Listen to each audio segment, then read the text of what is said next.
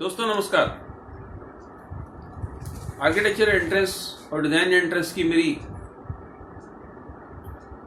काफ़ी सारी किताबें लिखी हुई हैं, तो काफ़ी पेरेंट्स मुझसे संपर्क साधते हैं राय मशवरे के लिए। सबसे पहला सवाल उनका ये होता है कि सर आर्किटेक्चर कॉलेज कौन सा अच्छा है, SPA या CCA या JJ या CPT अहमदाबाद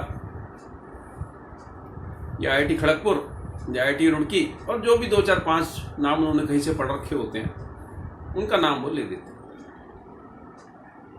मेरा सभी महानुभावों को एक ही जवाब होता है, हर वो आर्किटेक्चर कॉलेज अच्छा है जो अंदर घुसने दे, जो आपके बच्चे या बच्ची को अंदर घुसने दे, वो आर्किटेक्चर कॉलेज सबसे उत्तम है। वो कहते नहीं सर तैयारी तो करनी पड़ेगी ना उसी हिसाब से। देखिए लगभग 1 लाख स्टूडेंट्स आर्किटेक्चर एंट्रेंस के एग्जाम में बैठते हैं JEE पेपर 2 में। करीब 1300-1400 सीटें हैं सरकारी कॉलेजेस में, और उसमें से आधी सीटें SC, ST और OBC के लिए रिजर्व हैं, तो तकरीबन 600-700 सीटें बच गई जिसमें जनरल कैटेगरी के लोग जाएंगे। तो मेरी बात ये सही हुई ना कि जो आर्किटेक्चर कॉलेज आपके बच्चे को घुसने दे वो सबसे अच्छा है। मैं अपनी जर्नी के बारे में बताता हूँ आपको। पुराने जमाने में हायर सेकेंडरी होती थी, यानी 11वीं कक्षा पास की फर्स्ट डिवीजन से,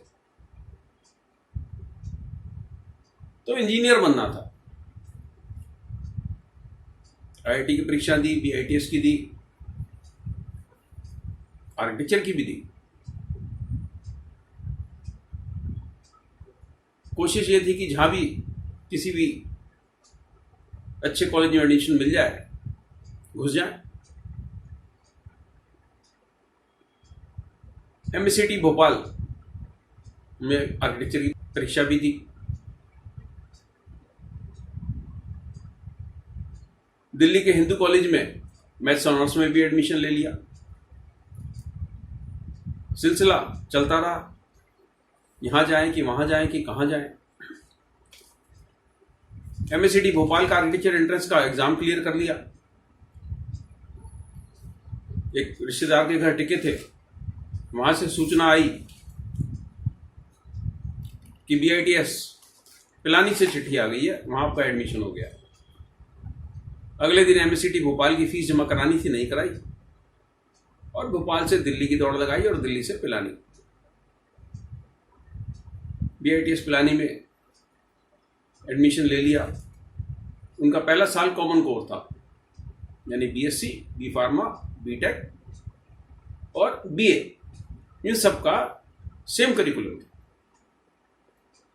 जिनके बहुत अच्छे नंबर 11वीं में होते थे उनको शुरू में स्ट्रीम अलॉट कर दिया जाता था, बाकी लोगों को फर्स्ट ईयर की परफॉर्मेंस के बाद स्ट्रीम मिलता था। बहरहाल 1 साल रहे हॉस्टल में, अच्छे से पढ़ाई की, और अगले साल SPA दिल्ली का फिर से परीक्षा दी।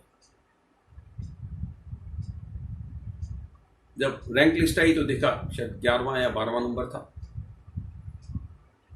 तब विचार करना पड़ा कि आर्किटेक्चर में ही जाएं या BITS पिलानी में ही आगे की पढ़ाई जारी रखें। फैसला किया SPA में जाएंगे और आगे आर्किटेक्चर की पढ़ाई करेंगे। कई लोग एक और सवाल मेरे से पूछते हैं कि SPA में एडमिशन के लिए क्या करना चाहिए। उन सबको मेरा एक ही जवाब होता है, अगर अशोक गोयल जैसे व्यक्ति का SPA दिल्ली में एडमिशन हो सकता है, तो हर उस व्यक्ति का, हर उस बच्चे का, हर उस कैंडिडेट का, हर उस आर्किटेक्चर एस्पिरेंट का एडमिशन हो सकता है जो SPA में जाने के ख्वाब रखता हो।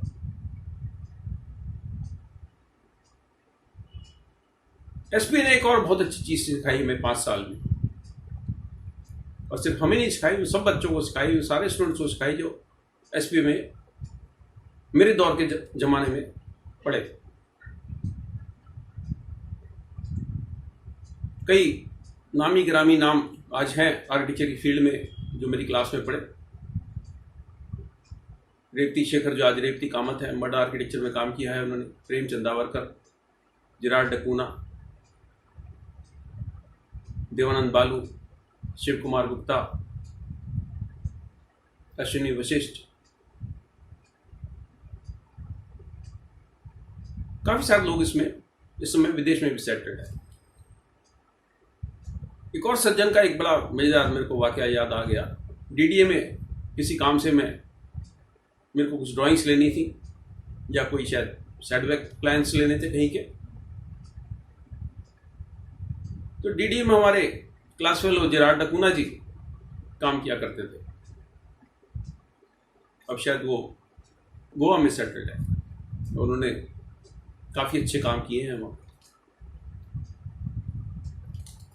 तो उन्होंने मेरे को बताया कि फलाने ठिकाने फ्लोर पे जाके फला सज्जन से मिल लेना और आपको सारी जानकारी मिल जाएगी। जिराड डकूना जी के जीवन में बड़ी सरलता थी। लंबे उनके बाल होते थे, कभी दाढ़ी रख लेते थे कभी नहीं। मेरा काम हो गया, जिस व्यक्ति को उन्होंने बताया हो गया। उस व्यक्ति ने मेरे से पूछा कि साहब से आप सीढ़ी में जिनसे बात कर रहे थे उनको कैसे जानते हो? मैंने उसको बताया मेरा क्लास फेलो था। कहते आपने तो बताया आप एसपी से पढ़े हो। मैंने कहा हाँ। कहता वो साहब भी एसपी से पढ़े हैं। मैंने कहा हाँ। कहता हमने तो कई बार सीढ़ियों में खड़े हो गए उसको चपराचियों के साथ बीड़ी पीते हुए देखा। तो मैंने कहा उसमें क्या दिक्कत है? सर वो तो यहाँ बड़ी सीनियर पोस्ट पे हैं, अगर एसपीए से पढ़े हैं तो। मैंने कहा हाँ। तो कहता है एसपीए वाले के ऐसे भी होते हैं। मैंने उसको कोई जवाब नहीं दिया, मुस्कुरा दिया और मन में मैंने सोचा एसपीए वाले ऐसे ही होते हैं। एसपीए ने 5 साल में हमें जो सिखाया, सिर्फ मुझे ही नहीं और बहुत सारे मेरे साथियों को जो सिखाया, वो दुनिया का कोई संस्थान नहीं सिखा सकता। आप मेरे कपड़े देख रहे हैं जो मैंने पहने हुए हैं, ये कमीज प्रेस नहीं हुई भी। मैं अभी भी अधिकतर बगैर प्रेस किए हुए कपड़े पहनता हूँ। जो कमीज पैंट हाथ में आ गई वही पहन ली। एसपी में 5 साल में कितनी ही बार हम 2 बड़े ड्राइंग बोर्ड जोड़ के उसके ऊपर सोए हैं। ग्रुप सबमिशन में सारे लोग काम नहीं करते थे, किसी व्यक्ति की तो सिर्फ इतनी ड्यूटी होती थी कि बाकी जो 4 काम करने वाले हैं उनके लिए पकौड़े, आमलेट या ब्रेड बटर की उसकी व्यवस्था कर दे। और ऐसे ऐसे हमारे ग्रुप मेंबर जो सिर्फ हमारे लिए पकौड़े और आमलेट की व्यवस्था करते थे, आज वो अमेरिका में बैठ के काम कर रहे हैं और अच्छी पोस्ट पे बैठे हैं। दोस्तों, किस्मत और कुदरत हमें कहाँ ले जाएगी हमें नहीं मालूम। जब 1980 में पहली किताब लिखी थी, मुझे नहीं मालूम था कि किताब होम डेकोरेशन गाइड कितनी सक्सेसफुल होगी। 81 में जब किताब लिखी कैवन हाउस डिजाइन, मुझे नहीं मालूम था कि ये मकानों के नक्शे की भारत की पहली किताब है और इसको लाखों पाठक सराहेंगे। आज 65 साल की उम्र में भी मैं लगातार लेखन से जुड़ा हूँ। मेरे और मेरे परिवार के तकरीबन 24-25 टाइटल्स छप चुके हैं और कई टाइटल्स पाइपलाइन में हैं।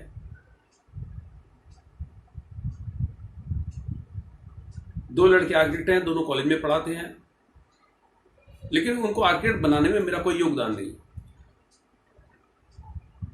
उनको जहाँ भी प्रवेश मिला मेरी सिफारिश से नहीं मिला।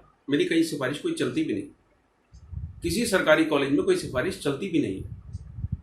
आप में प्रतिभा है तो एसपीए के दरवाजे आपके लिए खुले हैं। आप में प्रतिभा है तो जे के दरवाजे आपके लिए खुले हैं। आप में प्रतिभा है तो IIT खड़गपुर हो या रुड़की हो या कोई और देश का अच्छा कॉलेज हो, अपने ऊपर भरोसा कीजिए, अच्छे से पढ़ाई कीजिए और झंडे गाड़ दीजिए। नमस्कार।